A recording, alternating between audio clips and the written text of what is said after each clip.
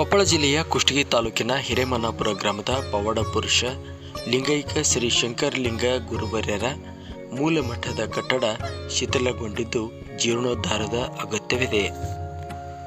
ಮೂಲ ಮಠಕ್ಕೆ ಸುಮಾರು 100 ವರ್ಷಗಳ ಇತಿಹಾಸವಿದೆ.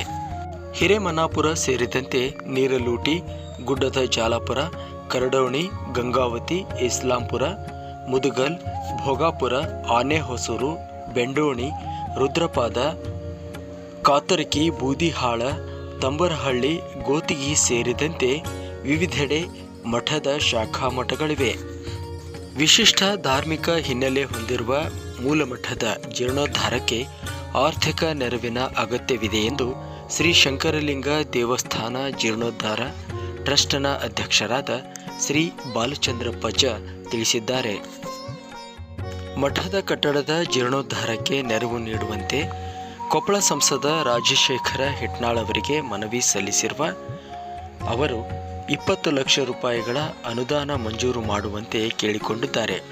ಈ ಸಂದರ್ಭದಲ್ಲಿ ಗ್ರಾಮದ ಪ್ರಮುಖರಾದ ಶಾಮಿದ್ ಸಾಬ್ ಬ್ಯಾಲಿಹಾಳ್, ನಾಗರಾಜ್ ಜಿಗಜಿನಿ, ಮರಿಯಪ್ಪ ಮಾದರ್ ಇದ್ದರು.